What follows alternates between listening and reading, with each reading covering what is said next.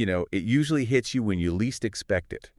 You're walking past a bakery, or you catch a whiff of a specific sunscreen, maybe a song from 1998 comes on in the grocery store. Right. And suddenly, you weren't just remembering a date on a calendar. You are, like, physically transported. It's visceral, isn't it? It's almost a physical sensation right here in your chest. Exactly. It's that feeling of, man, things were better back then. Yeah. We all do it. It's almost a rite of passage. It is. You get to a certain age, you look around at this chaotic modern world, and you just kind of shake your head and retreat into the past. It's the universal human condition. Yeah. But here's the tricky thing about that, and this is really the core of what we're unpacking in this deep dive. Okay.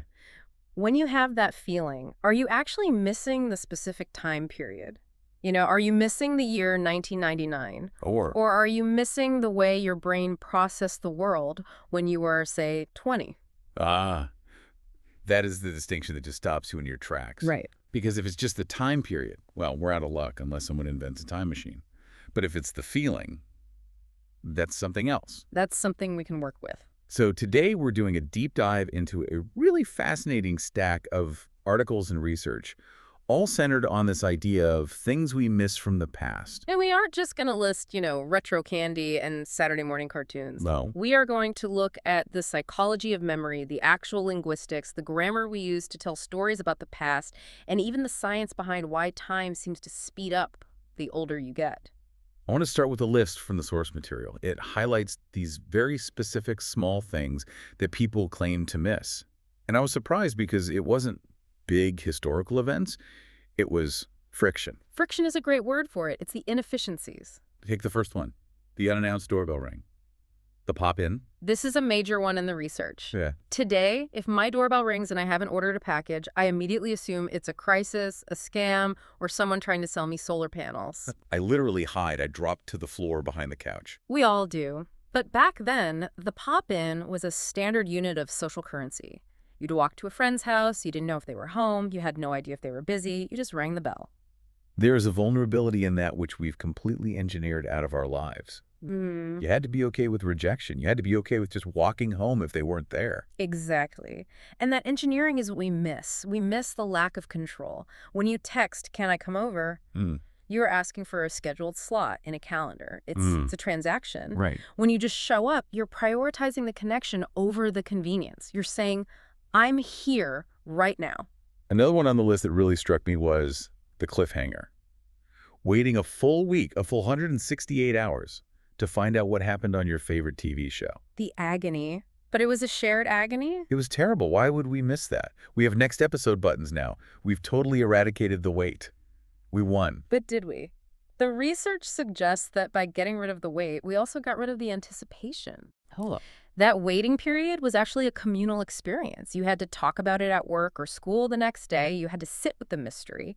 Now, we consume content like calories. We just binge it and we forget it instantly. So we traded anticipation for satisfaction, but the satisfaction feels cheaper. That's the trade-off of the modern era. The source material argues that what we really miss isn't the TV show itself. It's the shared rhythm of a society that was all waiting for the same thing at the same time. A synchronicity to it. Yeah, exactly. There's also a note here about unobserved life, which I found really profound.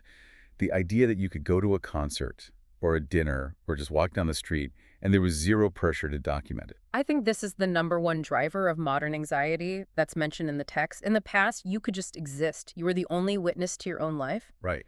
Now there's this low-level background processing running in our brains all the time. Is this content? Should I capture this? If I don't post it, did it even happen? I caught myself doing this the other day. I was watching a sunset, a beautiful, massive sunset. And instead of just looking at the colors, I was mentally framing it in a 9:16 aspect ratio for a story. You were editing the memory before you even fully formed it. It's incredibly depressing when you say it out loud. It is. The source argues that we miss simpler times because these were times when we were allowed to be fully present. We weren't, performing for an audience that wasn't even there. Which leads to the other side of that coin, boredom.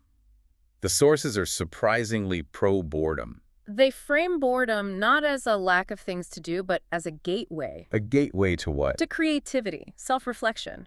When you were a kid and it was raining and the TV was broken, you didn't just sit there. You invented games. You built forts out of cushions.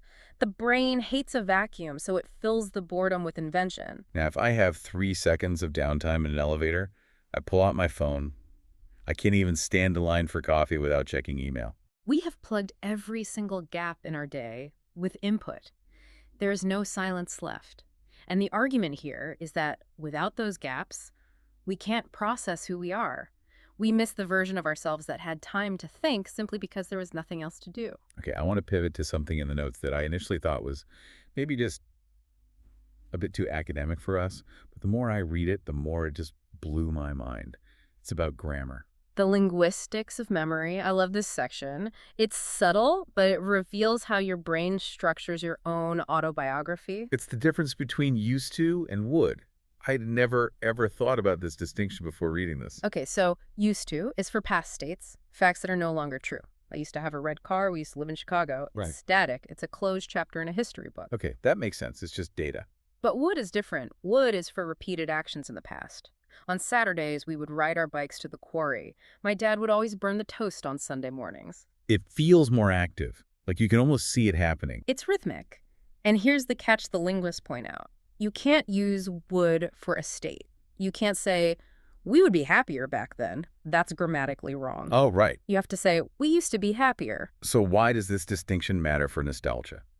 Because when we get nostalgic, we rarely talk in used to. We talk in would. We don't say, I used to have friends. We say, we would stay all night talking.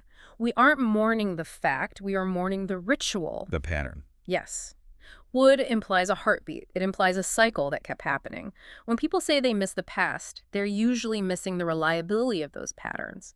The streetlights would come on and we would run home. It makes the memory feel like a movie scene you can step back into, rather than just a fact sheet. It's alive. Precisely. It turns memory into an immersive experience, allows you to inhabit the past, not just observe it. Speaking of immersive experiences, let's talk about the speed of the movie, because this is the part of the research that hits everyone over 30. The Christmas comes every 3 months syndrome. The acceleration of time. The source mentions that this is a universal biological trick. A year to a 5-year-old feels like an eternity. A summer break was a lifetime. For sure. A year to a 40-year-old feels like a long weekend. Why is our brain doing this to us? It's an efficiency mechanism. It all comes down to the battle between novelty and routine. How so? Okay, think of your brain as a hard drive recording video. When you were a child, everything is new. First day of school, first time seeing a weird bug, first time riding a bike. Your brain is recording in 4K, 60 frames per second. It's writing a lot of data because it's all significant. High-definition memories. Exactly. But as adults, you wake up, you have the same coffee, you drive the same commute, you sit at the same desk, you drive home. Your brain looks at that footage and says, I already have this file. It stops recording. It compresses it. It deletes the duplicates. It takes a whole month of routine and zips it into one tiny memory file labeled March. That is terrifying. It's literally deleting our life as we live it. Only the repetitive parts. This is why time seems to speed up. We have fewer markers to distinguish one day from the next. There's something called the oddball effect, which suggests that time expands when we encounter something new. So nostalgia, that longing for childhood, is actually a longing for a time when our brains were actually paying attention. Yes, we miss the wonder. The source defines wonder as the state of not knowing what happens next. Adults almost always know what happens next. We are efficiency machines. So if we want to slow down time, we don't need a time machine. We need unpredictability. We need novelty. You have to drive a different route to work. You have to learn a new skill. You have to go somewhere you've never been. You have to force your brain to start recording again. That's a really actionable takeaway. Nostalgia isn't just sadness. It's a signal that we're too comfortable. It's a wake-up call from your own brain saying, wake up, you're missing it. Let's talk about another big theme here, unstructured freedom. The source describes the childhood of the past as having a feral quality. This one resonates hard with Gen X and millennials. You left the house and you were just gone. No GPS, no tracking apps, no constant check-ins. The only rule was, be home when the streetlights come on. That was the universal clock. But the key here is what happened between leaving the house and the streetlights. It was time that belonged entirely to you. Yeah. And that is what we have lost. I feel like if I want to see a friend now, we have to compare calendars 3 weeks out. How's your November looking? We've professionalized our social lives, but the source makes a deeper point here. It says we aren't just missing playtime. We are missing the version of ourselves that was guided by curiosity rather than obligation. Curiosity versus obligation? Wow. At its home. As adults, almost every movement we make is dictated by should. I should go to the gym. I should finish this report. I should buy groceries. Right. When you were a kid on a bike, you turned left because you wondered what was down that street. That autonomy. That's what makes the memory so sweet. It's not the bike, it's the agency. And the lack of surveillance. We felt truly independent. Now, we're reachable at all times. This brings us to the section on connection. The text has this devastating line. We are reachable at all times, but not always present. It's the paradox of the smartphone era. We have maximum connectivity and minimum connection. They talk about the quality of presence. Think about a conversation in, say, 1990. If you were having coffee with a friend and there was a lull in the conversation, You just sat there. you sat in the silence, you made eye contact, you waited for the next thought to bubble up. Now, the second there is a pause, the hand goes to the pocket, we check the notification, we break the spell. We've lost the ability to be bored together. And that being bored together is where intimacy lives. That's where the real deep conversations happen, usually about 45 minutes after the small talk runs out. And we rarely get to the 45-minute mark anymore because we get interrupted. We have fragmentation now. Attention is a currency, and we're letting it be stolen in pennies all day long. Now, before we get too cynical, and everyone throws their phones in the river, Which I am tempted to do on a weekly basis. the source does offer a warning. We have to be careful with nostalgia. It's not a perfect record, is it? Oh, absolutely not. Memory is an editor, not a historian, and it's a very biased editor. It cuts the boring scenes. And the painful ones. We remember the family dinner. We forget the screaming argument beforehand. We remember the summer freedom. We forget the sunburn, the scraped knees, the boredom, the bullying. The text calls this the trap. If you romanticize the past too much, the present inevitably looks like garbage. Right. It becomes a form of escapism. The world is broken now. It was perfect then. That's a lie. The past had immense problems, socially, medically, politically. If you live in that headspace, you just become bitter. So how do we use this? The source suggests treating nostalgia as a compass rather than a place to live. This is the practical application. Don't look at the past and say, I wish I was there. Look at the past and ask, what specifically is missing from my life today? Identify the value beneath the memory. Exactly. If you look back at high school and you miss hanging out, you are likely lonely. You need to prioritize friendship now. If you miss the freedom of summer break, you're overworked. You need to carve out unstructured time now. So don't try to recreate 1999. Recreate the values of 1999. Yes. Put the phone away at dinner, show up at a friend's house, go for a walk without a podcast. You can build these things into your life today. There's one final thought in the research. They call it the gentle realization, and it kind of floored me.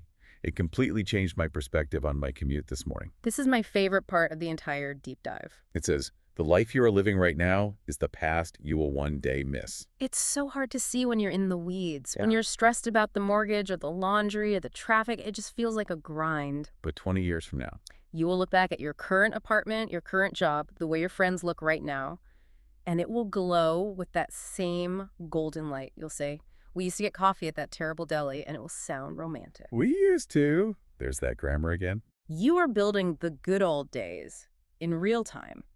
These mundane, invisible moments, the Tuesday afternoons, are the raw material for your future nostalgia. That completely reframes a boring day. It makes you realize that you need to pay attention now. The source ends with a question we should all ask ourselves. Instead of asking, what do I miss from back then? Ask, did I truly live it while it was happening? Because the tragedy isn't that time passes. The tragedy is that we aren't there for it.